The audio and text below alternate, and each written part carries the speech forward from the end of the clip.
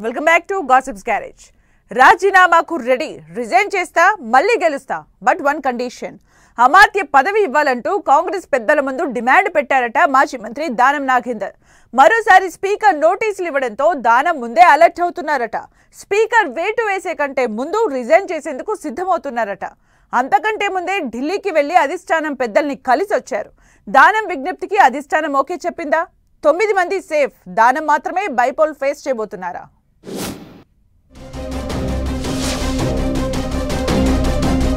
Danam Nagender రాజీనామాకు సిద్ధమయ్యారా? Assembly వ్యవహారాల మంత్రితో భేటీ అందుకేనా?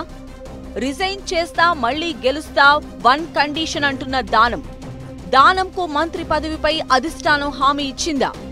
స్పీకర్ వేటు వేసే కంటే ముందు దానం రిజైన్ చేస్తారా? పిరాయింపు ఎమ్మెల్యేల ఎపిసోడ్లో సీరియస్ ఎలిగేషన్స్ ఫేస్ చేస్తున్న ఎమ్మెల్యే దానం నాగేందర్ 2023 ఎన్నికల్లో బీఆర్ఎస్ నుంచి ఎమ్మెల్యేగా గెలిచిన దానం తర్వాత కాంగ్రెస్ గూటికి చేరి 2024 లోక్సభ ఎన్నికల్లో హస్తం సింబల్ మీద ఎంపీగా కంటెస్ట్ చేశారు. దీంతో ఆయన పార్టీ ఫిరాయించినట్లు అవుట్ రైట్ గా దొరికిపోయినట్లయిపోయింది. ఈ క్రమంలోనే కొన్నాళ్లుగా దానం నాగేందర్ రాజీనామా, ఖైరతాబాద్ కు బైపోల్ అంటూ ప్రచారం నడుస్తోంది. లేటెస్ట్ గా దానంకు మరోసారి స్పీకర్ నోటీసులివ్వటం, ఈ నెల 23న హాజరు కావాలని ఆదేశించడంతో ఆయన ఎలాంటి నిర్ణయం తీసుకుంటారోనన్న ఉత్కంఠ కొనసాగుతోంది.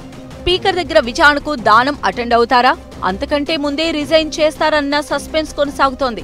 సరిగ్గా ఇదే టైంలో అసెంబ్లీ వ్యవహారాల శాఖ మంత్రి శ్రీధర్ బాబుతో దానం భేటీ అవడం, అసెంబ్లీ సెక్రటరీని కూడా కలవటం హాట్ టాపిక్ అవుతోంది.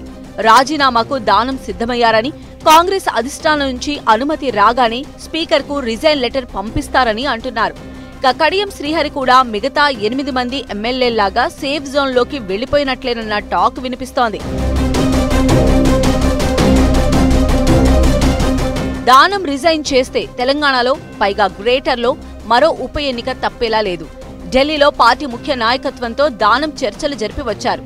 రాజీనామాకు సిద్ధమేనంటూ కొన్ని కండిషన్లు పెట్టినట్లు తెలుస్తోంది. అయితే తాను రాజీనామాకు సిద్ధంగా ఉన్నానని, ఇక ఖైరతాబాద్ ఉప ఎన్నికల్లో కాంగ్రెస్ పార్టీ టికెట్ ఇవ్వాలని, గెలిచాక మంత్రివర్గంలో చోటు కల్పించాలని దానం ప్రతిపాదన చేసినట్లు టాక్. అధిష్టానం నుంచి స్పష్టమైన హామీ రాగానే దానం రాజీనామా చేయడం ఖాయమని అంటున్నారు.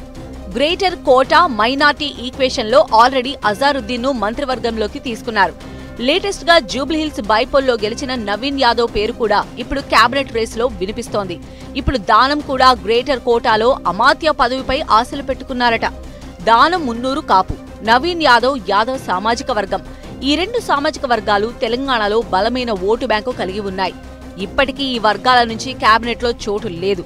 దీంతో అటు దానం, ఇటు నవీన్ యాదవ్ కేబినెట్ బెర్త్ కోసం ఆశపడుతున్నారట. అయితే సీనియారిటీ, గతంలో కాంగ్రెస్ పెద్దలతో ఉన్న పరిచయాలు, రిజైన్ చేసి ఉప ఎన్నికను ఫేస్ చేయబోతూ ఉండటం వంటి సవాళ్ల దృష్ట్యా తనకే అవకాశం ఇవ్వాలని కోరుతున్నారట దానం. మరోవైపు కడియం శ్రీహరి విషయంలోనూ కాంగ్రెస్ నేతలు సమాలోచనలు చేస్తున్నట్లు తెలుస్తోంది. బీఆర్ఎస్ టికెట్ పై గెలిచిన కడియం శ్రీహరి లోక్సభ ఎన్నికల్లో వరంగల్ నుంచి కాంగ్రెస్ తరపున పోటీ చేసిన తన కూతురు కావ్యకు మద్దతుగా ప్రచారం చేశారు. ఈ సమయంలోనే అనర్హత పిటిషన్పై వివరణ ఇచ్చేందుకు మరికొంత గడువు కావాలని స్పీకర్ ప్రసాద్ కుమార్ ను కోరారు కడియం. ఆయనతో రాజీనామా విషయంలో కొంతకాలం వేచి చూడటమే బెటర్ అని భావిస్తున్నారట. గ్రామీణ ప్రాంతాల్లో పరిస్థితులు కాంగ్రెస్ కు అంత అనుకూలంగా లేవని, గ్రేటర్లో అయితే జూబ్లీహిల్స్ ఊపుతో ఇంకో సీటు గెలుచుకోవచ్చని ప్లాన్ చేస్తున్నారట. రాజీనామాకు మంత్రి పదవికి దానం లింకు పెట్టడం ఆసక్తికరంగా మారింది. మరి కాంగ్రెస్ అధిష్టానం కేబినెట్ బెర్త్ పై హామీ ఇస్తుందో లేదో చూడాలి.